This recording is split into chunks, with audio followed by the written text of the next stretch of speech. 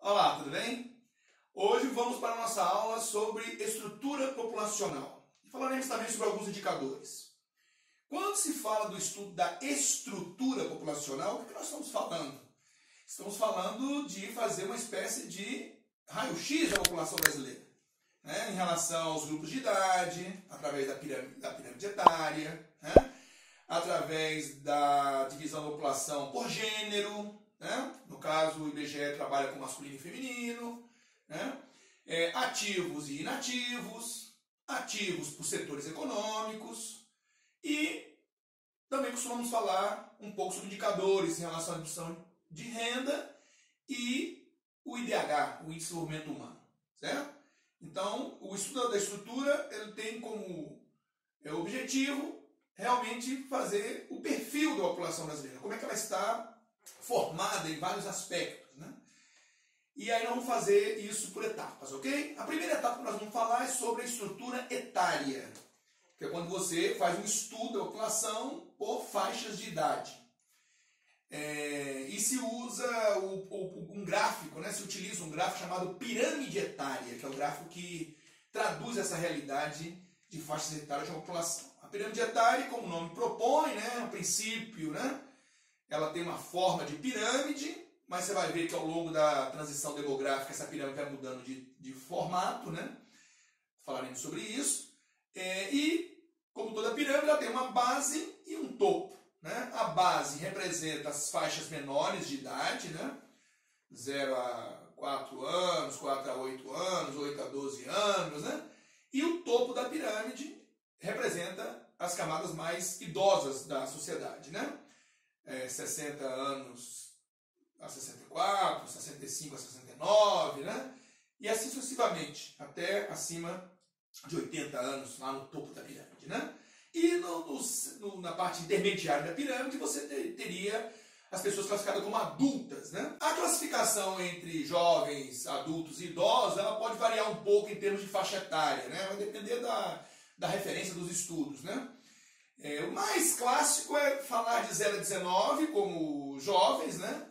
De 20 a 59 como adultos e 60 ou mais como idosos, né? Mas há variações, às vezes você vê estudos trabalhando com 0 a 14, né? De 15 a 59, 60 ou mais, né? Na medida que a expectativa de vida vem aumentando, né? Muitas vezes já se fala de idosos 65 ou mais, né? Então isso varia um pouco, tá? Você vai encontrar essas referências bem variadas. Mas o importante é a gente ter uma noção geral de como funciona aqui no Brasil, né? E em relação ao Brasil, o que a gente percebe em termos de estrutura etária? O Brasil é um país que, se eu olhar lá nos anos 40, era um país de maioria jovem, né? Porque tinha naquele momento uma natalidade muito alta, né? Mesmo a mortalidade sendo alta também. Lembra que é uma fase que a gente tinha crescimento lento, né? Que é aquela fase pré-transicional, mas havia uma natalidade maior que a mortalidade, né? Mesmo as duas sendo alta, quer dizer, o Brasil crescia de forma positiva, né? E na medida que a mortalidade foi caindo, quando nós iniciamos nossa transição, a princípio a natalidade se manteve alta. Então o Brasil teve um avanço do crescimento populacional com um grande percentual de jovens da população, né? E hoje esses jovens são cada vez uma proporção menor da população, porque o Brasil está rapidamente envelhecendo, né? Então, hoje a população de 0 a 14 anos, ela representa aproximadamente 22% da população. Quer dizer, mais ou menos um quinto da população brasileira está nessa faixa etária de 0 a 14 anos, né? Se olhar para 2060, essa faixa vai cair para pouco mais de 14%, né? Vai ser de 22 para 14%, o que mostra que esse grupo é o grupo que vai... Já se calcula que no início dos anos 30, né, daqui a mais uma década e meia, nós já teremos mais idosos no Brasil do que crianças, né? O tamanho é o ritmo de envelhecimento do país, né? A faixa etária que tem o maior número de pessoas hoje é a faixa dos 30 a 39 anos, né? Mas ela é seguida pelas faixas de 40 a 49 e 50 a 59. São as três faixas hoje de idade no Brasil com o maior percentual de população. Quando nós chegamos 60 a 64, nós temos aproximadamente 5% da população nessa faixa. E 65 ou mais, em torno de uns 10,8% da população. Se eu somar esses dois últimos segmentos, né, 60 a 64 e 65 ou mais, está dando aproximadamente 16% da população, né, já nessa faixa etária atualmente. Né? Inclusive esses 65 ou mais, né, que hoje está em torno de 10,8%, em 2060 já serão 25% da população. Então, com isso você percebe que a população brasileira está envelhecendo e envelhecendo rápido. Porém, a maior parte da nossa população hoje está na faixa etária acima de 30 anos. Tá? Então, se você fizer um corte em dois pedaços, a maior parte da população hoje estaria já acima de 30 anos. Né? Então, o que isso significa? Qual a conclusão que nós chegamos? Em função da redução da taxa de natalidade no Brasil, nós estamos tendo uma redução significativa no número de jovens no Brasil. Em função do aumento da expectativa de vida, que hoje já é de 76 anos e meio, nós estamos, né, a longevidade brasileira aumentou, nós estamos tendo um crescimento rápido das classes mais idosas. Né? Cada vez mais temos mais idosos no Brasil. E hoje somos um país de maioria adulta. Né? Mais da metade da população brasileira está dentro de uma faixa de população já adulta. Qual o significado disso tudo, pessoal? Com um número menor de jovens, o Estado e as políticas públicas terão que ser repensadas, né, em termos de locação de investimentos. Né? O jovem demanda, por exemplo, um investimento pesado lá na educação, né, na sua formação, nas políticas públicas de saúde voltadas para a infância. Na medida que o Brasil se torna um país de maioria adulta, a realidade de hoje, aí nós já vamos ter que ver a questão do mercado de trabalho. Né? Hoje nós estamos no momento que se considera como janela de oportunidade demográfica ou bônus demográfico. O que significa isso? É quando você tem uma relação de ativos por inativos, né, bastante favorável à produção e à geração de riquezas. Né? Porque temos um país com maioria de ativos. Né? Ativo é todo aquele que está em idade ativa, né? Primeira situação é preciso estar em idade ativa. Além de estar em idade, ou ele está ocupado, né, formalmente, ou ele está desocupado, mas em busca de ocupação e disponível para isso. Né? Então isso é o que a gente chama de população economicamente ativa. Né? Então no Brasil, como nós temos hoje uma maioria de população já adulta, então nós temos também uma maior parcela de população ativa, né? E, em relação ao número de inativos. Né? O inativo, população economicamente inativa, é aquela que ou está fora da faixa etária para ser ativo, né? Quer dizer, ou é criança ou é idoso, né? Menor que 15 anos ou maior que 65, né? Ou ele não está disponível para o trabalho, não está em busca de trabalho, né? Então isso é o que é chamado inativo. Né? E considerando essa situação, temos também a situação que envolve a Previdência Social brasileira, né? Que é um debate recente na sociedade. Né? Acabamos de passar por uma reforma da Previdência, que foi muito polêmica, gerou muita discussão, e ela passa por essa temática. Na medida que o Brasil foi se tornando um país mais longevo, e com cada vez um número maior de idosos que vão viver por mais tempo, e usufruir dos benefícios da Previdência, né, da aposentadoria, né, ou das pensões, né, aquelas pessoas que herdam, né, a aposentadoria do cônjuge falecido, por exemplo. Então, quanto maior a proporção de pessoas idosas utilizando a Previdência Social, o sistema passa a ficar cada vez mais incompatível com a realidade que ele foi pensado. Né? E veja, nós demos um salto, né, da década de 40 para 2020, nós saímos de 45 para 75. 30 anos aumentou a expectativa de vida do brasileiro. Expectativa de vida, pessoal, é o número de anos que se acredita que a pessoa vai viver ao nascer, né? Porque é a expectativa de vida ao nascer. Qual é a expectativa que você tem que aquela pessoa vai viver, considerando as situações de vida que ela vai alcançar, né? Que não é a mesma coisa que média de vida, não. Porque a média de vida é diferente. Então, essa é a expectativa de vida. Então, o brasileiro ganhou 30 anos de expectativa de vida.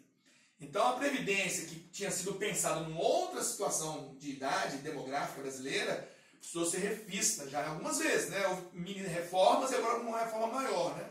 E, basicamente, as reformas trabalham com o quê? Aumentar o tempo de contribuição, né, do trabalhador, para que ele possa passar mais tempo trabalhando, né? Porque se ele se aposenta, por exemplo, né, no Brasil, a aposentadoria se dava em torno dos 53, 54, 55 anos.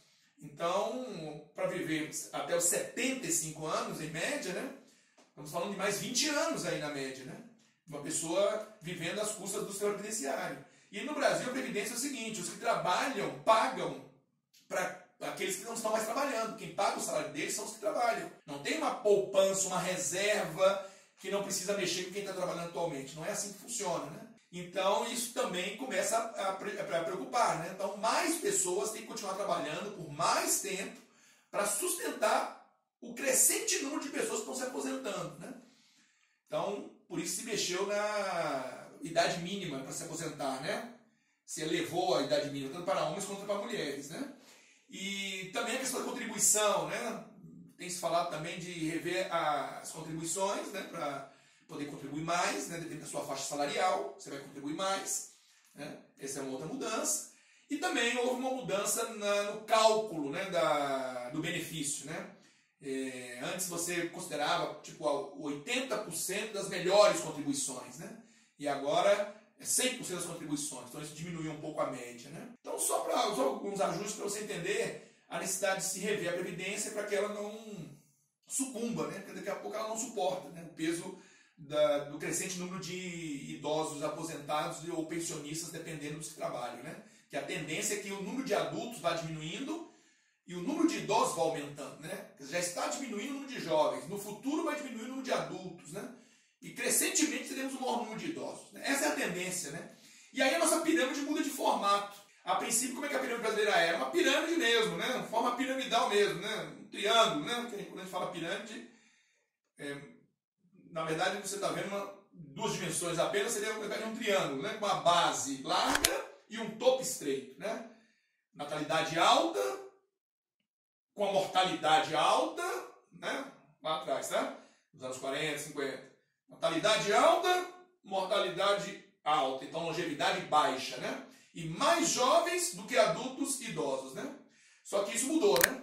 A nossa base foi estreitando, a nossa fase intermediária da pirâmide foi dilatando e o topo dilatando também, né? Então, a pirâmide, a princípio, ela sai daquela forma clássica, ela tem um encolhimento da base, né? Uma expansão da parte mais central da pirâmide e o ápice também engrossa mais, né? Fica uma forma assim, mais ou menos de uma gota, né? E no futuro, o que você vai ter? A base continua estreitando, o corpo, que hoje está mais rechonchudinho, ele vai dar uma acomodada a mais, né? Mas vai estar mais largo que a base ainda. E o topo vai dilatar um pouquinho mais, né? Então essa é a tendência da nossa pirâmide para 2050, 2060, né? Então essa é a nossa transição demográfica. Aquela transição que a gente viu lá no gráfico, nós estamos agora vendo na pirâmide, né? Etária brasileira. Ok? E aí vai ter que pensar políticas públicas para os idosos também, né? Principalmente na saúde pública, né? Já que o idoso ele passa a ter um custo de saúde maior, doenças crônicas, medicamentos de alto custo, tratamentos que se faz com muita frequência, né? Então a rede pública vai ter que se preparar para atender idosos, né? A mobilidade urbana, né? A questão familiar, né? De cuidar desse idoso. Então provavelmente teremos a expansão de cuidadores, casas para cuidados de idosos, né? Nos Estados Unidos você tem até cidades, né? Pequenas vilarejos, condomínios, né? De idosos, né? Preparado para idosos, né? Que vão muitas vezes por opção, até para viverem em comunidades de idosos, compartilharem ali dos mesmos gostos, né? São aposentados, então essa é uma tendência, né? O mercado consumidor também, eles vão ter mais peso, então com certeza a mídia, quem produz bens e serviços vai estar mais de olho nesse segmento, né?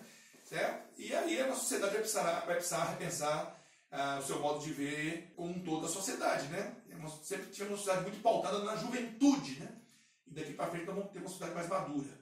Em vários aspectos nós vamos ter que mudar o nosso olhar, ok? Então isso seria a nossa questão relacionada a pirâmides etárias e a estrutura etária do Brasil, ok? Lembrando que na pirâmide, à direita ficam as mulheres, à esquerda ficam os homens, tá? Ela é dividida ao centro, né? Tranquilo? Pessoal, então é isso. Essa é a nossa transição. Agora vamos falar da próxima estrutura, que seria a estrutura por gênero. O Brasil, ele tem, hoje, a maior parte da população do gênero feminino. Então, 51,8% hoje da população brasileira é do gênero feminino. E 48,2% é do gênero masculino. Então, temos uma população de maioria, não é uma maioria muito avantajada, mas é de maioria feminina no Brasil, né? E os homens no Brasil, eles predominam até a faixa etária de 24 anos. A partir dos 25, em todas as demais faixas etárias, você vai ter o predomínio das mulheres. Por que isso? Porque há uma tendência de maior nascimento de homens, né, em relação ao número de mulheres. Mas como a mulher tem uma longevidade maior, quanto mais você avança nas faixas etárias, mais mulheres você vai tendo proporcionalmente ao número de homens, né? Quanto mais velha é a sociedade ou a faixa etária que você for analisar, maior a desproporção a favor das mulheres, né? A mulher tem uma longevidade maior por vários aspectos, pessoal. Uma boa parte deles está ligada a fatores de ordem cultural, né? Ligados a uma sociedade machista, patriarcal, né? Que discrimina a mulher e que fica impactando nessa questão da longevidade, né? Por exemplo, as mulheres estão menos expostas a acidentes de trabalho. Por quê? Porque elas são cerceadas em relação aos homens no acesso ao mercado de trabalho, né? Embora elas são a maioria da população, elas não são a maioria do mercado de trabalho, né? Por causa da discriminação, do preconceito contra a mulher. E, portanto, os homens se associam mais a acidentes de trabalho, né? Os homens se associam a trabalhos considerados mais pesados, mais insalubres, mais perigosos, né? Porque também se discrimina a mulher nesses trabalhos. E aí se expõe mais também. O homem também, ele é menos cuidadoso com a sua saúde e alimentação, né? As mulheres são mais cuidadosas com a sua saúde e sua alimentação. O homem é mais preconceituoso com os sinais que o seu corpo lhe dá, né? Ele ignora os sinais, né? Porque ele acha que ele está acima disso, essa dor não é nada, que aquele mal-estar vai passar, né? E muitas vezes no mercado de trabalho ele está muito pressionado, não quer perder de trabalho, não pode, né? E tem toda uma cultura aí, né? Machista que também pressiona também o homem, né? E aí o homem, ele frequenta menos médico, faz menos tratamentos, exames preventivos e tratamentos necessários, né? A tempo, é mais preconceituoso, né? As mulheres, por exemplo, vão ao ginecologista desde cedo, os homens resistem ao máximo para ir no urologista, né? Não querem fazer aquele exame famoso, né? Aquele exame que parece ser desconfortável, né? Mais necessário, né? O Brasil tem um alto índice de homens que morrem por câncer de próstata, né? E é justamente pelo preconceito, né? Então a mulher também, em relação à questão dos vícios, a bebida, o tabagismo, né? A mulher se envolve menos com os vícios, né? Também por uma questão de preconceito, né? A sociedade cerceia mais a mulher nisso, né? Não vê com os mesmos olhos que vê o homem, né? Nesse movimento. Claro, pessoal, que à medida que a mulher está mais no mercado de trabalho, mais autônoma, mais educada, ela vai adquirindo esses costumes que antes eram mais restritos, né? Então ela está bebendo mais, fumando mais, né? Às vezes tendo mais problemas de saúde cardíacos do que ela tinha antes também, né? Mas quando se comparado, o homem ainda sofre mais com isso, né? Uma outra questão importante, né? Essa questão da alimentação também tem a ver, né? A mulher tem um padrão muito rigoroso sobre estética, né? Que pressiona muito a mulher, né? Às vezes a ser mais cuidadosa com a alimentação dela, que o homem fica um pouco mais livre nesse quesito, né? Então veja, a relação a acidentes, né, de trânsito, o homem também se envolve mais, né? O próprio comportamento do homem o expõe mais, né? Ele é mais de enfrentamentos, né? De buscar satisfação no outro, né? Menos diálogo e mais agressões, né? Então a mulher se expõe menos também, né? O número de homens que morrem no Brasil, por exemplo, na faixa dos 20, 24 anos, né? Ou alguns trabalham com 19 a 29, é muito elevado, né? Quer dizer, a chance de um homem morrer nessa idade, né? Por exemplo, 20 a 24, é 11 vezes maior que uma mulher, né? E 70% das pessoas que morrem nessa faixa etária de 20 a 24 de morte violenta são homens, né? Então você vê que o Brasil tem uma perda muito grande de homens nessa faixa etária, entre 19 e 29, trabalhando com um intervalo maior, né? E muito ligado a causas externas, né? Ou acidente de trânsito, ou homicídios, né? Que é a violência, principalmente no meio urbano, muito associada à questão do narcotráfico, né? Então o Brasil tem uma perda muito grande de homens nessa faixa etária, né? Países também, ou regiões que atravessaram guerras, é outra forma de você entender também a desproporção entre homens e mulheres, né? Em termos assim de a maior longevidade feminina também, né? Porque na guerra morrem preferencialmente homens, né? Então isso também impacta, né? Para países que passaram por como a Síria, o Afeganistão, o Iraque, a Guerra do Paraguai, aqui, quando nós tivemos aqui na América do Sul, né? Segunda e Primeira Guerra Mundial, isso tudo criou um certo descompasso, né? Temos aqueles casos já famosos da China, da Índia, né? Onde se tem uma preferência pelo nascimento de meninos, né? Com infanticídios de meninas, abortos, né? Isso ajuda a desequilibrar também um pouco esse quadro às vezes, né? Entre homens e mulheres. Mas em termos de faixa etária, as grandes motivações, né, que fazem a mulher ter uma longevidade maior são essas que eu acabei de listar aqui, ok? Tranquilo? Outra questão que a gente precisa falar em termos de estrutura da população é falar um pouco sobre ativos e inativos, né? O Brasil hoje, como tem sua população maioria adulta, a maioria da população brasileira é ativa. Né? O que é população ativa? Também chamada de PEA. População economicamente ativa. São aqueles que estão empregados formalmente, certo? Ou estão desocupados, mas em busca de ocupação e disponíveis para isso.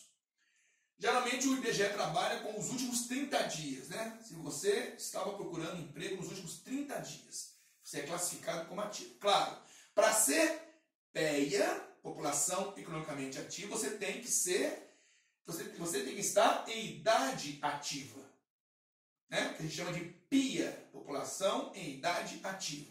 Aqui no Brasil, um instituto ou outro varia um pouquinho, mas seria basicamente entre 15 e 65 anos. Né? Se você estiver nessa faixa etária, você é PIA, população em idade ativa.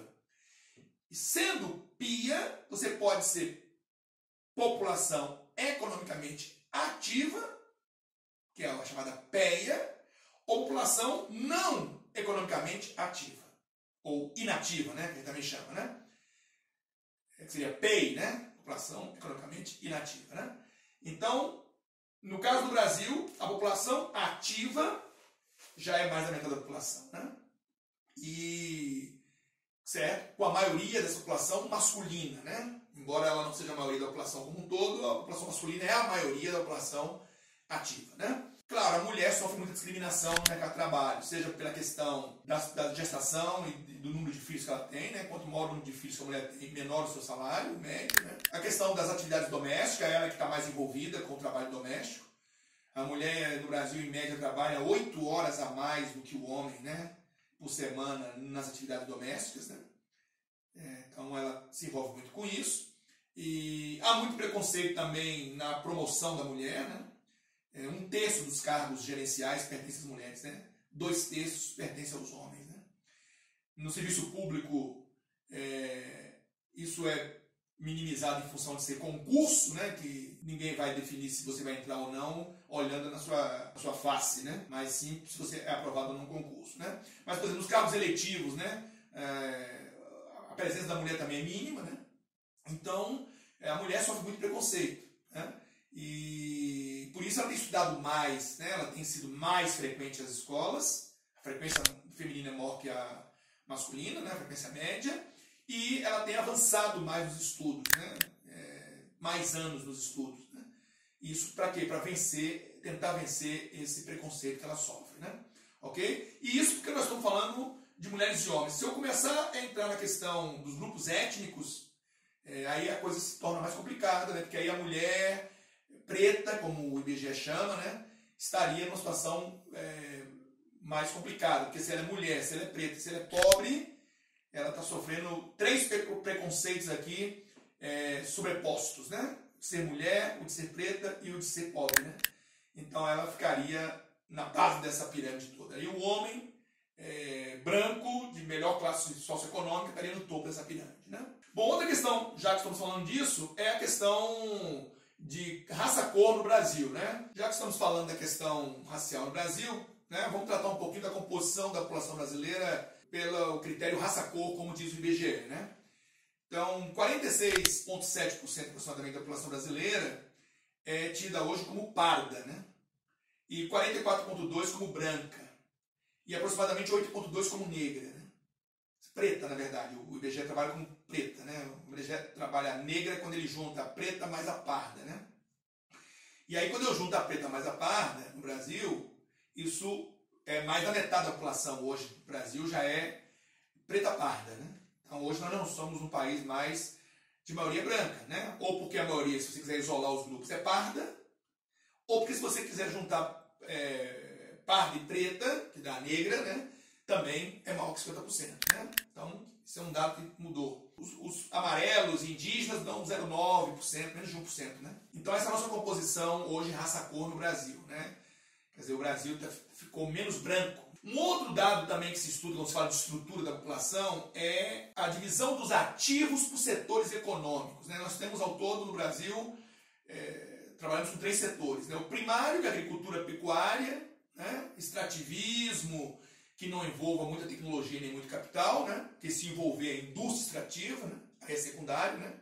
Então temos o primário, o secundário é a indústria de transformação, incluindo a indústria civil, e o terciário são o comércio e os serviços, né? Então quando a gente divide a população brasileira ativa, né, por esses setores, nós teríamos hoje 65% da população no setor terciário, 28% da população no setor secundário e 7% da população no setor primário.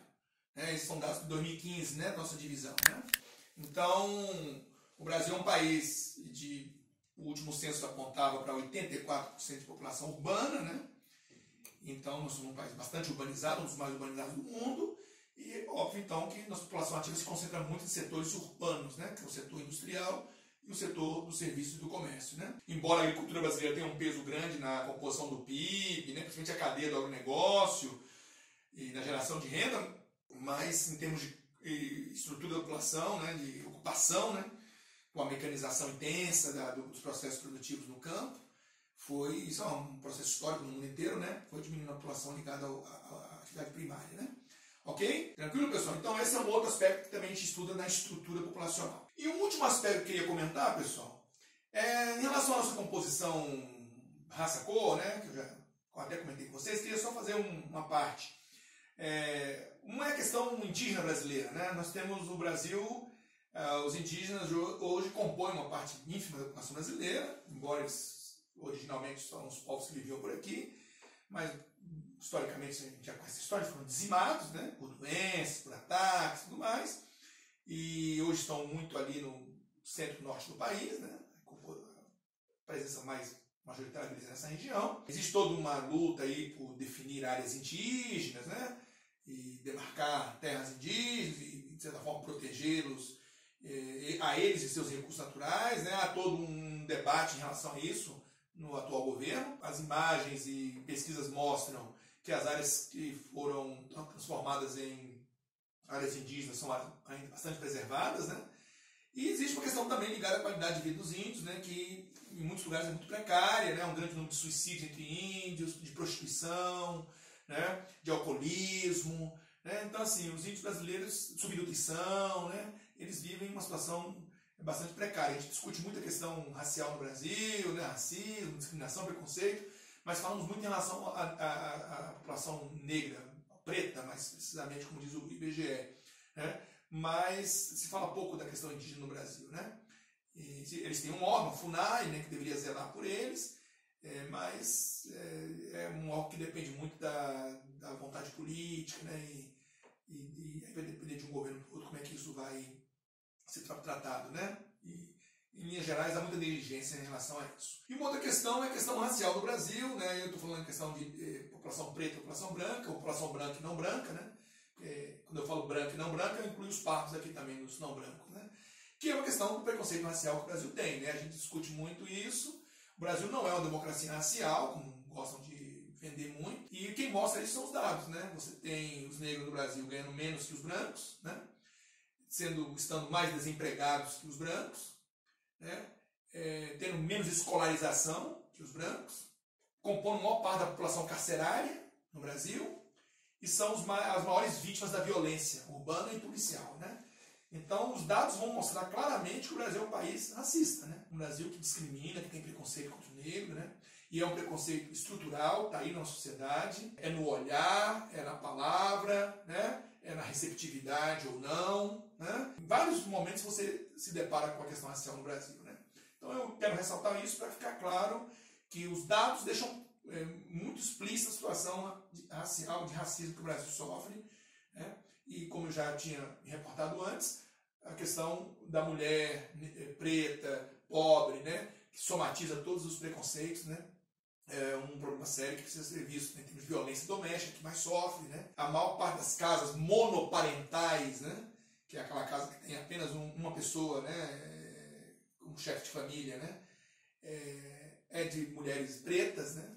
E inclusive a mulher no Brasil ela já é 40% dos chefes de família, né? 100% das famílias, 40% das famílias são chefiadas por mulheres, né? É crescente o número de mulheres que chefiam famílias, né? Então são aspectos que precisam ficar, que eu gostaria de deixar registrado para você refletir também dessa questão do racismo no Brasil, ok? No nosso próximo encontro a gente vai dar continuidade falando um pouquinho sobre os indicadores e movimentos populacionais. Um grande abraço. Porque não ganhou uma bola.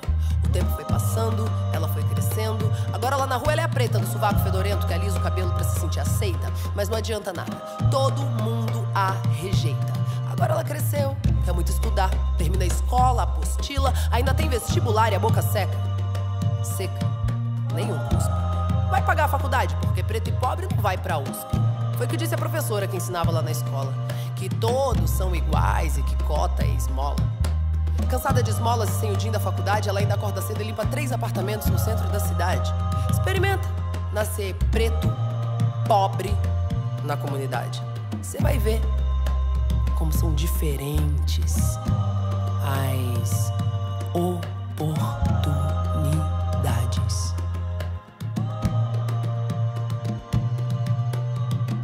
E nem venha me dizer que isso é vitimismo. Não bota a culpa em mim pra encobrir o seu racismo. E nem venha me dizer que isso é que isso é que isso é vitimismo. E nem venha me dizer que isso é vitimismo. Não bota a culpa em mim pra encobrir o seu racismo. E nem venha me dizer que isso é que isso é que isso é vitimismo. São nações escravizadas e culturas assassinadas. A voz que ecoa no tambor.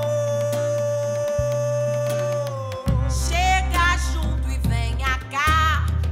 Você também pode lutar e aprender a respeitar, porque o povo preto veio para revolucionar. Não deixem calar a nossa voz, não. Não deixem calar a